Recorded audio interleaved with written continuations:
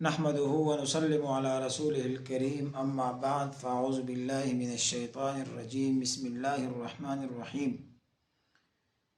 سیرت النبی صلی اللہ علیہ وسلم کا سبق نمبر 95 ہے۔ 94 میں آپ سن چکے ہیں کہ قریش جو بدر میں شکست کھانے کے بعد آگ بگولا تھے،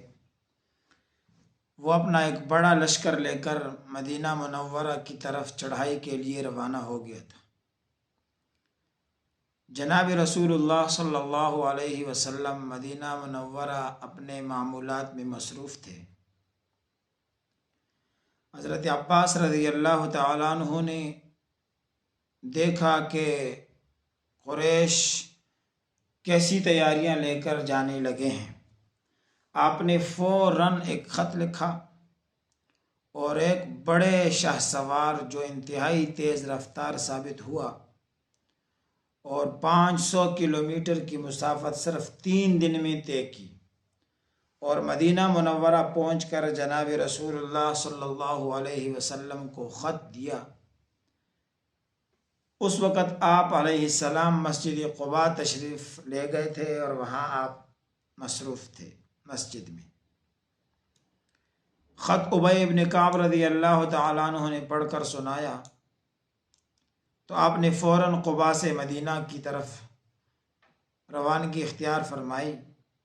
اور ہنگامی صورتحال میں ایک ہنگامی میٹنگ بلائی، اور میٹنگ کا ایجنڈا یہ تھا کہ ایسے مکے سے لشکر نکل چکا ہے اور ایسے اتنے لوگ ہیں اور یہ ارادے ہیں، اب ہمیں کیا کرنا چاہیے۔ اب ان مشاورتی دنوں میں مدینہ منورہ کو مسلمانوں نے، صحابہ کرام نے اپنے محاصرے میں لے لیا اور رسول اللہ صلی اللہ علیہ وسلم کی سیکورٹی سخت کر دی۔ سعد بن معاذ، اسید بن حضیر اور سعد بن عبادہ رضی اللہ عنہم یہ سیکورٹی انچارج تھے، اور خاص طور پر رسول اللہ صلی اللہ علیہ وسلم کی نگرانی پر تعینات کیے گئے، اور مدینہ منورہ کی گلیوں میں، اندر داخلی راستوں میں اور دشمن کے آنے کے خطرات کی جگہوں میں دستے تعینات کیے گئے، یہاں تک کہ ان دنوں میں صحابہ کرام نماز بھی ہتھیاروں سمیت پڑھتے تھے اور ساری رات ترتیب وار گشت کرتے تھے۔ اطلاع ملی کہ مکی لشکر ابوا پہنچ گیا ہے، اور ابوا پہنچ کر ابو سفیان کی بیوی نے ایک تجویز بھی دی کہ یہاں حضرت آمنہ کا قبر ہے، آپ علیہ السلام کی والدہ کا، جس کا ماموں کا قبیلہ مدینہ میں بنو نجار ہے، ان ایک قبر کو اکھیڑ دیا جائے۔ یہ ہند بنت عتبہ نے یہ تجویز پیش کی، لیکن اس کو رد کیا گیا کہ اس کے انتہائی خطرناک نتائج ہوں گے۔ پھر یہ لشکر آگے بڑھتے رہا، وادی عقیق سے گزرا، پھر راستے کو ذرا دائیں طرف احد کی قریب ایک جگہ تھی عینین نامی، وہاں شمال جو کہ مدینہ منورہ سے شمال کی جانب وادی قنات کے کنارے ایک بنجر زمین ہے، وہاں پہنچا، اور یہ جمعہ کا دن 6 شوال تھا، سن 3 ہجری۔ جناب رسول اللہ صلی اللہ علیہ وسلم نے ان دنوں میں ایک خواب دیکھا، اور خواب آپ نے یہ دیکھا کہ کچھ گائیں ہیں جن کو ذبح کیا جا رہا ہے، جس کی تعبیر آپ نے فرمائی کہ کچھ صحابہ شہید کر دیے جائیں گے۔ اپنی تلوار کو خواب میں دیکھا کہ اس میں کچھ شگستگی ہے، اس کی تعبیر آپ نے فرمائی کہ اپنے خاندان کا کوئی فرد شہید ہوگا، جیسے کہ پھر حضرت حمزہ شہید ہوئے اور 70 صحابہ کرام شہید ہوئے۔ اور آپ نے بھی خواب میں یہ بھی دیکھا کہ آپ کی جو تلوار کی نیام ہے، زرہ، وہ زرہ محفوظ نیام میں ہے، محفوظ جگہ میں ہے، تو اس کی تعبیر آپ نے فرمائی کہ مدینہ منورہ اس صورتحال میں محفوظ رہے گا۔ بہرحال حکمت عملی اور ایجنڈا یہ تھا کہ مدینے سے باہر نکل کر لڑا جائے یا مدینے میں لڑا جائے۔ اکثریت کی رائے یہ تھی کہ مدینہ منورہ سے نکل کر لڑا جائے، لیکن کچھ لوگوں کی رائے یہ تھی، جس میں رئیس المنافقین ابی ابن کعب، یہ رئیس المنافقین یہ جو تھے عبداللہ ابن ابی ابن سلول،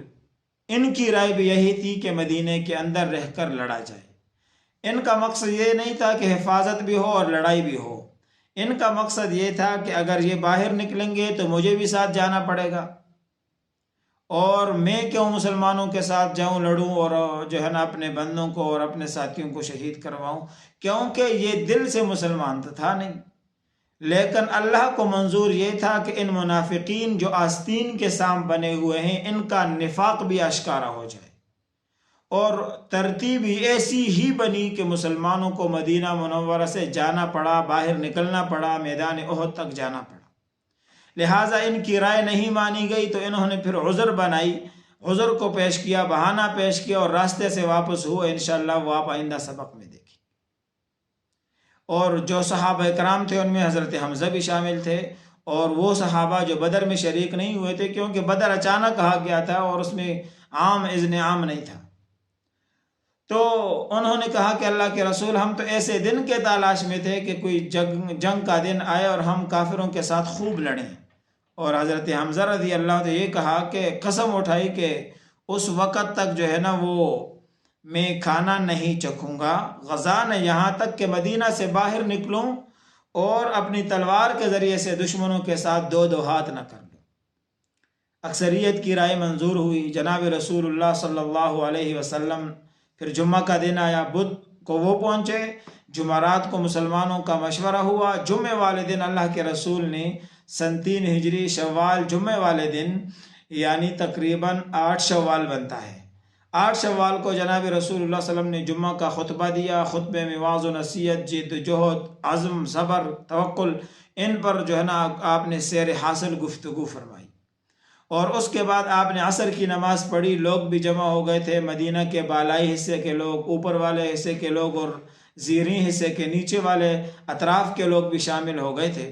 آپ گھر کے اندر گئے، ابوبکر و عمر آپ کے ساتھ تھے۔ آپ نے اندر جا کر جو ہے نا دونوں صحابہ نے آپ کی پگڑی باندھی، عمامہ باندھا، اور آپ نے جنگی لباس پہنا، زرہ پہنی اور اپنی تلوار کو حمائل کیا، اور باہر لوگ آپ کے انتظار میں تھے، آپ باہر آئے۔ یا اسی دوران جو لوگ باہر تھے، خاص طور پر سعد بن معاذ اور اسید بن حضیر، ان دونوں نے کہا کہ لوگوں کو کہ دیکھو، اللہ کے رسول کی شاید رائے یہ تھی کہ ہم یہاں رہ کر لڑائی کریں، باہر نہ نکلیں، لیکن آپ لوگوں نے مجبور کیا ہے، لہٰذا ہمیں اللہ کے رسول کو دوبارہ بتانا چاہیے کہ وہ اپنی مرضی سے فیصلہ کریں۔ جناب رسول اللہ صلی اللہ علیہ وسلم کے سامنے بات رکھی گئی کہ آپ دوبارہ غور خوض کریں کہ باہر جائیں یا اندر لڑیں۔ تو اللہ کے رسول نے ارشاد فرمایا، جب کوئی نبی اپنا ہتھیار پہن لے تو مناسب نہیں کہ اسے اتارے، تاحال کہ اللہ اس کے درمیان اور اس کے دشمن کے درمیان